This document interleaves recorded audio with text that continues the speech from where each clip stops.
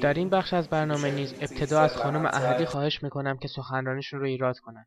خانم احدی مدت زیادی است که علیه مجازات اعدام در ایران و به خصوص سنگسار فعالیت میکنند و ما از همین طریق با ایشون آشنا شدیم و به فعالیت مشترک با ایشون در این زمینه پرداختیم. خانم احدی خواهش میکنم بفرمایید. Ahadi und arbeite ich schon seit 2001 mit من مینا احدی هستم و از سال 2001 در کمیته بین‌المللی علیه اعدام فعالیت میکنم. من 2 هفته پیش در 4مین نشست بین‌المللی کمیته علیه اعدام در ژنو بودم و آنجا در همین مورد صحبت کردم. میل دارم صحبت خود را به همون شکل شروع کنم. رابطه من با کلمه اعدام فقط از روی فعالیت‌هایم با کمیته علیه اعدام نیست، بلکه من خود طعم تلخ مجازات اعدام را چشیده‌ام. وقتی جمهوری اسلامی به قدرت رسید، مثل کلیپی که اینجا به نمایش گذاشته شد، یک ماشین تحریر داشتیم و از آن برای تایپ و فعالیت علیه رژیم اسلامی استفاده می‌کردیم. من متعلق به نسلی هستم که از ابتدا بر علیه این رژیم فعالیت می‌کرد. وقتی خمینی به قدرت رسید و اولین حکمش رو علیه زنان صادر کرد و گفت یا روسری یا توسری، ما به خیابان‌ها رفتیم. من آن زمان دانشجوی رشته پزشکی در دانشگاه تبریز بودم. ما در تبریز فراخوان دادیم و پیرو آن فراخوان حدود 2000 نفر از زنان و مردان آزادیخواه به ویژه زنان به خیابان آمدند و فریاد زدند نه روسری نه توسری. اما جمهوری اسلامی موفق شد ما را سرکوب کنه. بعد از آن اگر کسی می گفت که روسری سر نمی کنم و یا علیه رژیم اسلامی حرف می زد و یا مثل ما با ماشین تحریر شبنامه علیه این رژیم وحشی و ارتجاعی می نوشت، دستگیر و اعدام می شد. وقتی اینجا میشنوید که چگونه پاسدارها شبانه به خانه امثال ما حمله میکردند و عزیزانمان را میبردند و به جوخه های اعدام میسپردند و هنگام تحویل جنازه ها پول گلوله های شلیک شده را طلب میکردند، میتونید احساس من و میلیون ها ایرانی دیگر را نسبت به واژه اعدام درک کنید. اما متاسفانه رابطه من با این واژه تنها محدود به این تجربه تلخ نیست. در آلمان هم هر 4 شنبه برای من یک روز سیاه است. برای اینکه همیشه 3 شنبه ها لیستی از نام افرادی را دریافت می کنم که قرار است فردای آن روز اعدام شوند. به همین دلیل من 4 شنبه ها ساعت 4 صبح از خواب بیدار می شوم، برای اینکه این ساعتی است که در ایران محکومین به اعدام را می کشند. نوجوانانی از زندان به من تلفن می‌کنند و می‌گویند خاله مینا، من 1 هفته دیگه 18 ساله میشوم، خواهش می‌کنم کاری بکنید. تنین این جملات همیشه در گوشم است. به طور مثال علی مهین ترابی به من تلفن کرد و گفت میتونید با مردم در آلمان صحبت کنید؟ میتونید کاری کنید؟ من دارم 18 ساله میشوم. میدونید چرا؟ برای اینکه رژیم اسلامی همکنون 160 نوجوان را در زندانهایش دارد که پس از اینکه 18 ساله شوند اعدامشان میکند و این نوجوانان از روز تولد 18 سالگیشان میترسند. ما امروز در مورد یک رژیم وحشی اسلامی و بیرحم صحبت میکنیم. حتما میدانید که در ماه‌های گذشته جوانان و مردم به خیابانها آمدند و فریاد زدند مرگ بر دیکتاتور، مرگ بر خامنه‌ای. پس از آن رژیم اعلام کرد که این جنگ بر علیه خداست و تعدادی از معترضین دستگیر شده به اتهام محاربه با خدا به اعدام محکوم شدند. من معتقدم که در ایران نه تنها جنبش عظیمی بر علیه اعدام وجود دارد، بلکه بسیاری از جوانان میگویند اگر خدا چیزی شبیه به خامنه‌ای است، ما این خدا را هم نمیخواهیم. این جنبش بسیار عظیم است. مثلا در شهر سیرجان مردم چوبه های دار را به آتش کشیدند و 2 تن از محکومین به اعدام را نجات دادند.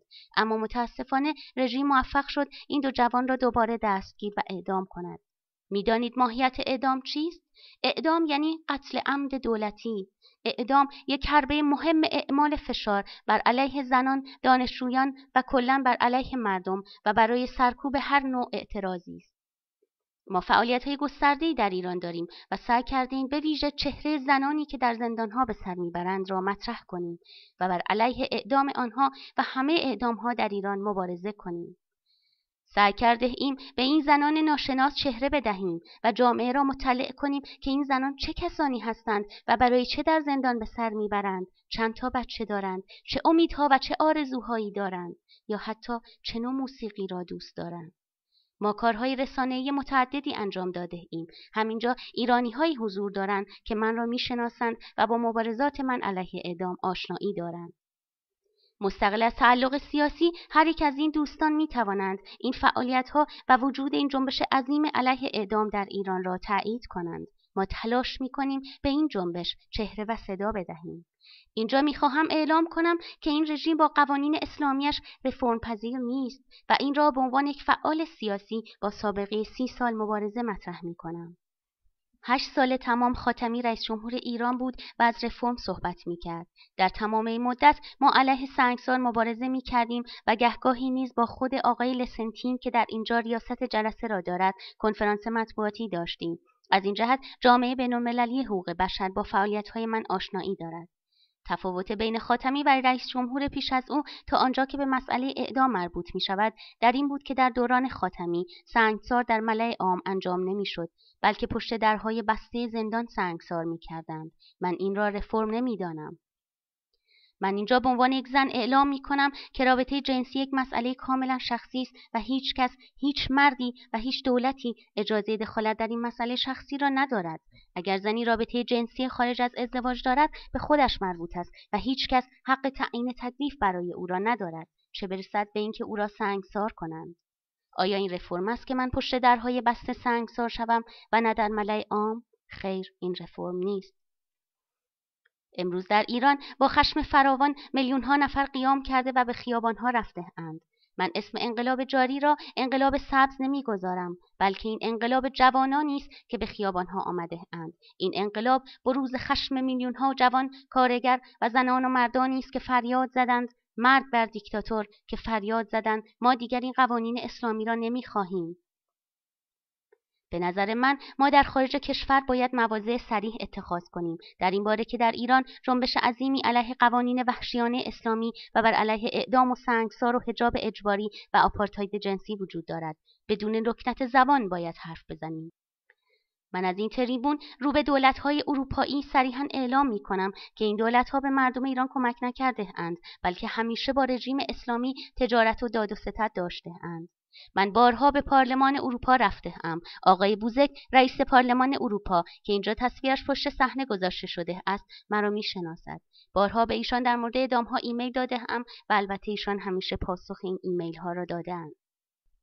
من در برلین و سایر شهرها با مقامات دولت‌ها در مورد اعدام و سنگسار صحبت کردم و همواره به این مسئله انتقاد نمودم که نمیتوان 30 سال شاهد اعدام و سنگسار و اعمال خشونت بود و سکوت کرد. این غیر قابل قبول است. گویا به این تراژدی و این نقض فاحش حقوق انسان‌ها عادت کرده ایم. رژیم اسلامی یک رژیم آپارتاید جنسی است و درخواست من از اروپاییان این است که با رژیم جمهوری اسلامی مثل حکومت آپارتاید نژادی در آفریقای جنوبی برخورد کنند. همه سفارتخانه‌های جمهوری اسلامی باید بسته شوند. اروپا می‌تواند در کنار مردم ایران بایستد. من به نمایندگی از طرف مردم ایران اعلام می‌کنم که ما بمب اتم نمی‌خواهیم، جنگ با غرب نمی‌خواهیم. ما حکومتی مدرن و سکولار می‌خواهیم که در آن تمام حقوق بشر عملی شود، که در آن هیچ گونه مقدساتی وجود نداشته باشد، حکومتی که در آن آزادی بی قید و شرط بیان تضمین شود. من از حکومتی دفاع می‌کنم که اگر من علیه مقامات حکومتی یا علیه پرچم وطن و پیغمبر حرف زدم مثل 100 سال گذشته به زندان نیفتم. من خواستار حکومتی هستم مدرن، آزاد، سکولار، غربگرا و بر علیه اعدام، سنگسار، شکنجه و بدون زندانی سیاسی و بدون بمب اتم. خیلی متشکرم.